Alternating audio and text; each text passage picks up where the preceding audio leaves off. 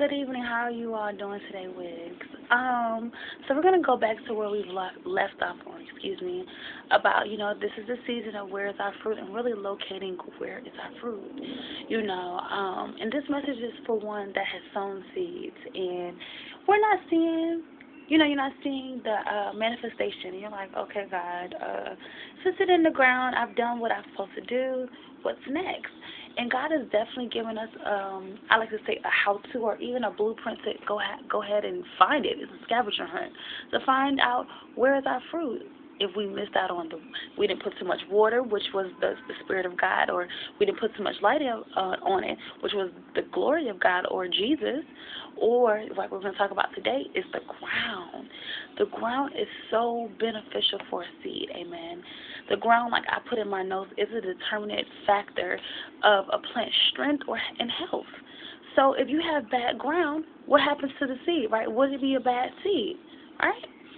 So that's what God is saying to us, that the seed will partake and it will become a reciprocal, I would say, reciprocal of the ground. So if the ground is dry, the seed will become dry. If the seed is, the ground is wet, the seed will be wet. So we have to kind of like see the comparison, amen. And it's 4 types of grounds that I want to just really allow everybody to see it. And we know it off the top of our heads. We're great believers and Christians of the word, right? So do me a favor, when you ever get some time, just write down in Matthew 13 verses 19 through 23, amen. And it's 4 grounds, which is the first one, wayside. We have rocky, thorny, and then good ground, amen. And as I was studying on this, I said, okay, God, we get the basics.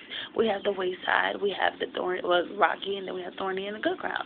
Okay, so I began to read again, and I'm just going to pull out a couple points so you all can understand what I'm saying, okay? So verse 19 says that this is the person that they go to church, they receive this word, but they don't understand it. Like the pastor could be talking about something that's way above what your understanding, right? So would it be fruitful, right? No, it wouldn't. I'll call that seed the idle seed. We think about if we're in church, the preacher is speaking like it's supposed to sound good, like it's supposed to be received, but you don't understand it, so you're just sitting there, you're kind of idle. You can't take from it. You can't do anything. Amen. And with the seed, it needs an owner. This seed does not have an owner, I should say. This seed does not have an owner. That's what causes it to be idle. Amen. And the second one is, I want to keep saying thorny. I should go and do thorny, but it's not in order. The second one will be rocky. Rocky, rocky, rocky. And the Bible tells us in verse 20 that this person, they hear the word, they receive it with joy, but then it just go away. Amen. I know that sounds stupid. And the way that it goes away is because it has no root. So you receive this word. Once again, we're at the same church, different day. This time we've elevated. We understand what the pastor said this time. But this time you received it by joy because the pastor was teaching well or preaching well, whatever, and you did not have fruit.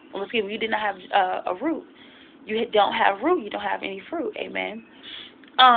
So at this time, you won't last long. You will not be labeled or even classified as God's child. Well, I'm not gonna say God's child, but you will not be classified as one that we speak about being classified as a good workman. Amen. Or a workman needs not to be ashamed. So this is the particular one where we're just like, oh my gosh, what is going on? I received it by joy, because sometimes we let the joy of the Lord be our strength, and we take it as it being our strength, but if it doesn't have root, how can it spring forth? Amen. So the third one we're going to talk about is my favorite one I've been talking about the whole time, amen, and that's thorny ground. Amen. And this is verse 22, and this one, it says that the one who received the word that fell among the thorns is the man who hears the word, but the worries of this life and the deceitfulness of wealth choke it and make it unfruitful. And this is the first time in the word, in my translation, that, and this is out of the NIV, that the Bible declared this particular ground being unfruitful. So one way to declare a seed to be unfruitful is to sow it in thorny ground. And the way to be considered as thorny ground, you can say that worry pushes out the seed. Worry quenches the seed. It does not allow it to grow. Because when you're worrying about something, you're worrying about how to pay bills, or you're worrying how to get to the top. Worrying is the key factor, people of God. If you're worrying about something that is not in your control, let it go. Let it go. Let it go. Because if you don't, you're going to continuously sow seeds in the ground that will not show forth what you're sowing. We don't want to do that. We don't sow seeds just to be cute. We sow seeds to see a fruit. Ooh, should make that into a song. That rhymes. We don't sow seeds to be cute. We sow seeds to see fruit. Ooh, that's good. I ain't put on Twitter. That's cute. Amen. And the last but not least ground that is occurring, or that we have, is the good ground. And that's where we should always sow our seeds. Amen. In this particular ground, this is where the people that you're in a church, right? You're in the church and you hear it and you understand it, and also you allow that fruit, or allow that seed to take root. Amen. So that is 2 points that messed up with the wayside and the thorny, or not thorny, but the rocky. And also you're in a good position that you don't allow worry to pluck out your seed. Amen.